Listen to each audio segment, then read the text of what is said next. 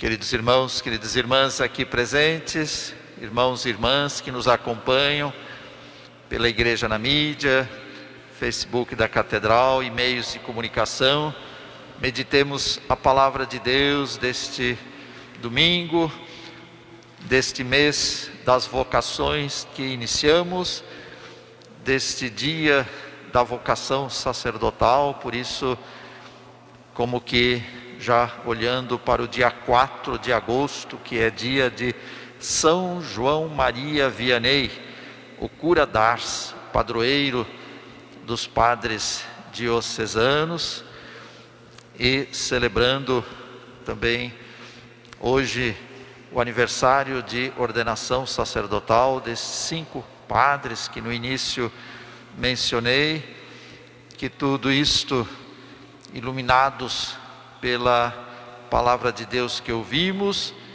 nos inspire, nos ajude, nos faça crescer na fé, na compreensão da palavra de Deus, de modo especial o que o Cristo está nos ensinando nestes dias, nestas semanas, e que o Senhor também nos ajude a sermos fiéis à nossa vocação.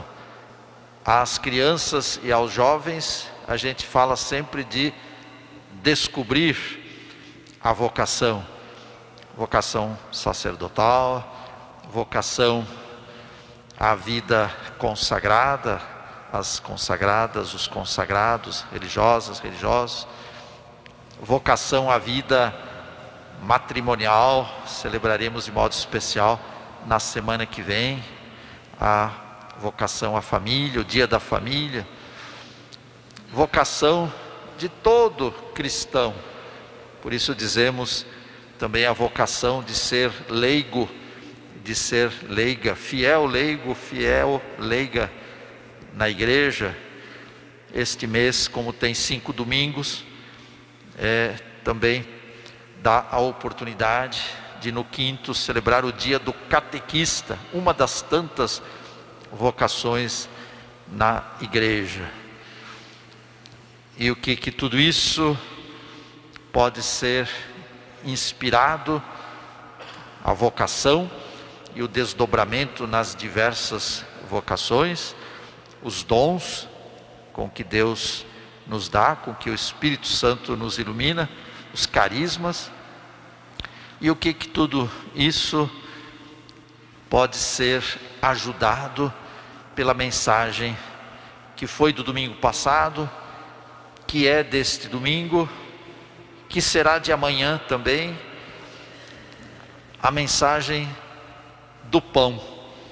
No Antigo Testamento, o povo no deserto precisava de pão. No Novo Testamento, o povo, a multidão corria ao redor de Jesus, porque tinha fome e sede da sua palavra, portanto o pão da palavra. Mas no final de todo um dia, uma jornada, aquela multidão estava também desfalecida, com fome, e o Senhor sacia a fome multiplicando os pães.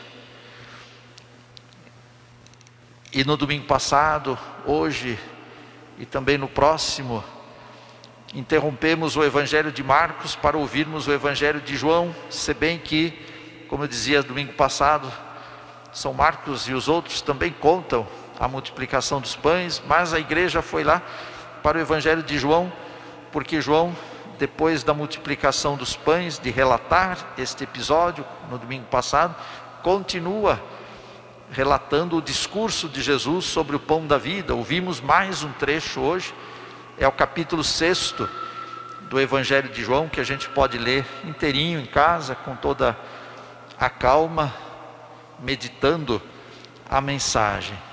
E Jesus falando de sinal, Jesus insistindo no sinal. Claro, o pão, quem sabe, é o maior sinal da presença de Deus da vida de Deus, do socorro de Deus, da presença de Deus em todos os aspectos. Quando lá no Antigo Testamento se diz Moisés acalmando o povo revoltado, murmurando: estamos aqui neste deserto. Calma, Deus vai mandar o pão do céu. Mas não manda pão não, manda umas frutinhas, manda o maná.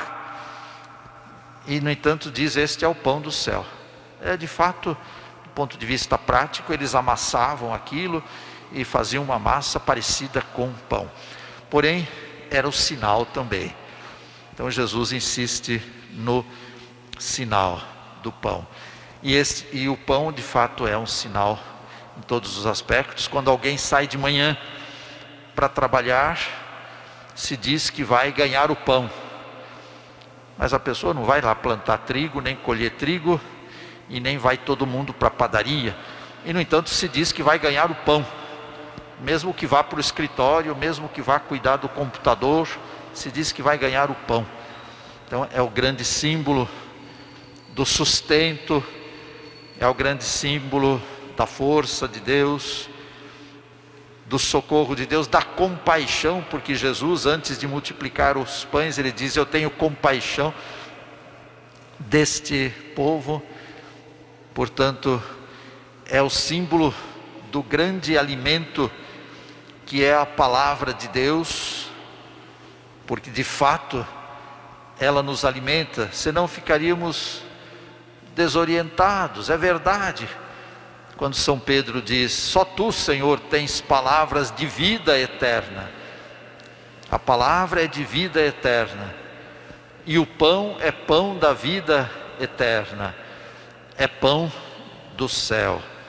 Pois bem, por isso, de fato, o pão é símbolo de tudo, desde o alimento físico, ou para o corpo, o alimento para a alma, ou seja, para a mente, para o nosso psicológico e também para o nosso espírito, para o corpo, para a alma e para o espírito. Por isso que São Paulo disse na segunda leitura, que no fundo, alimentando-nos do pão, do verdadeiro pão, que sejamos transformados. São Paulo diz assim, que sejamos transformados em criaturas novas, e que seja transformada a nossa mente e o nosso espírito, ou seja, fortalecido o nosso corpo, fortalecida a nossa mente, a nossa alma, a nossa psicologia. Alma é psique, né? No grego alma é psique. E o nosso espírito, a dimensão pneumática. Espírito é pneuma, a dimensão pneumática do ser humano. Nós temos essas três dimensões, sem dúvida nenhuma, e não nos alimentamos só numa dimensão, num só aspecto. Deus nos alimenta em todos os aspectos. E claro, repartir o pão para quem tem fome, que é a primeira obra de misericórdia, também é símbolo, também é sinal de toda a caridade. A igreja sempre se preocupou, os cristãos sempre se preocupam em partilhar, em repartir, em dividir com quem passa fome. Mas é claro, quando é o alimento que falta, tem que dividir o alimento. Mas às vezes faltam outras coisas. Essa semana precisou haver um grande esforço de dividir o cobertor, o agasalho, o abrigo, de abrir as igrejas, até mesmo para as pessoas virem se alimentar com algum alimento mais quente, um maná mais apropriado, um pão que sustenta e que aquece, porque também o pão da amizade, o pão da caridade alimenta e aquece. Então é assim que eu quero também aqui agradecer aos padres, que não só esses que estão aqui, mas a todos os que nesta semana procuraram fazer algum gesto, abrindo as igrejas, preparando alimentos. Sexta-feira eu cheguei aqui na catedral, as irmãs, os freis, Padre Carlos, irmãos fiéis, leigos e leigas, estavam preparando alimento para sair distribuindo para o povo de rua, e diversas das nossas 87 paróquias, muitas delas realizaram gestos bonitos nesta semana em repartir o pão do agasalho, o pão que aquece o corpo e o coração e que restaura a força para resistir e para não morrer de frio. Pois bem, se eu fazia esta referência, aliás, não eu, Cristo que fez, Deus que já disse: dou-lhes de comer o pão do céu. E Cristo repete: o Pai é que deu de comer o pão do céu, o Pai que enviou o pão da vida, o pão do céu, e sou eu este pão. Quem come deste pão não terá mais fome. Quem vem a mim não terá mais fome. Quem crer em mim não terá mais sede.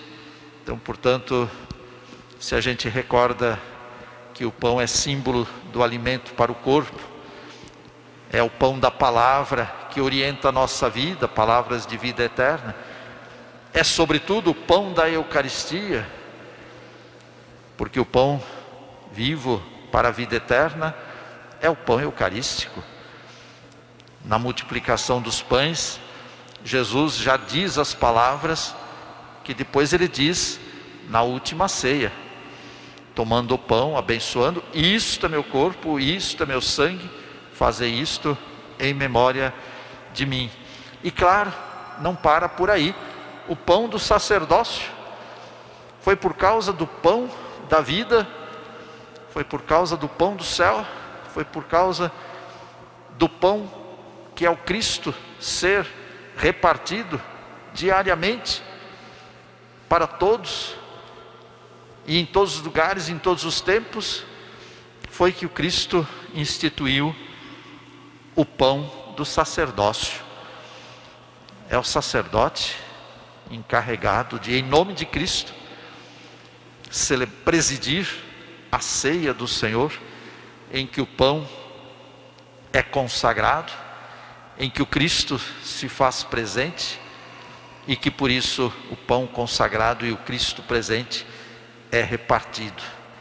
Na mesma noite, na mesma quinta-feira santa da instituição da Eucaristia, ou seja, culminando, como que coroando todo aqueles gestos, aqueles sinais e aquele discurso explicando sobre o pão da vida, é neste momento que o Cristo sela a nova aliança com seu corpo e com seu sangue. E é nesta quinta-feira santa da instituição da Eucaristia que ele institui também o sacerdócio. Façam isso em memória de mim. Realizem todos os dias, recordando o memorial da vida, da morte, da ressurreição, até a vinda final, até a plenitude final. A Eucaristia, presidida pelos sacerdotes, que para isso foram chamados e ordenados. A Eucaristia resume, sintetiza todos esses significados, todos, não fica nenhum de fora desses significados mais profundos, dos quais significados o pão é o verdadeiro sinal. E claro, é por isso que o sacerdote que tem esta missão de oferecer o pão da vida, antes do pão tem que ser trigo, e o trigo é para ser amassado, para ser triturado, para ser consumido, para ser diminuído, para ser escondido, até para que apareça o pão, para que apareça o Cristo, o sacerdote, a pessoa do sacerdote. Ele vai desaparecendo para que o Cristo possa surgir, ressurgido, ressuscitado, e que o Cristo possa agir. Então é claro que esses sentidos todos do pão, alimento, do pão da palavra, do pão eucarístico da vida eterna, se resumem na vida e na missão do sacerdote. Por isso, quando eles celebram a ordenação, quando cada ano recordam o aniversário dando graças a Deus, é exatamente porque, e quando nós assim fazemos, nós sacerdotes, é porque reconhecemos e agradecemos a Deus de que Ele nos escolheu como humildes servos, como humildes instrumentos, como pequenos instrumentos de uma obra tão grandiosa, que é levar o Cristo a todos, fazer brilhar a luz do Cristo em cada coração, em cada vida, em cada pessoa, em cada família, em cada lugar, na sociedade, e que o mundo seja de fato, como disse São Paulo, transformado. Que o pão da vida eterna, que transforma o nosso corpo, a nossa mente, o nosso espírito, possa ser aquele sinal e aquela luz para transformar toda a sociedade. Os sacerdotes na igreja são como que as mãos, os pés, a voz do Cristo. A nossa voz, às vezes, nem sempre ouvida, sentida, nem sempre nos fazemos ouvir, e nem sempre também do modo tão claro como foi a voz do Cristo. Nem sempre a nossa voz é tão clara, tão nítida, porque temos todas as nossas limitações, mas é a voz do Cristo. É para o Cristo que queremos emprestar a nossa voz, Ele que é mais do que a voz, Ele que é a palavra. E por isso nós emprestamos a nossa voz, emprestamos as nossas mãos para socorrer, emprestamos os nossos pés para caminhar e para ir ao encontro. Eu tenho certeza que o que eu quero expressar é um sentimento que não é só meu, mas que vai no coração de cada cristão, de cada membro da igreja, porque sabemos o quanto o povo de Deus na igreja anseia sempre mais pela presença e pelo testemunho dos seus sacerdotes, e o quanto agradece a Deus por termos a igreja, por sermos igreja, por buscarmos conhecer o Cristo e por contar com aqueles mensageiros do Cristo que o levam a todas as pessoas, a todos os lugares. Assim seja. Amém.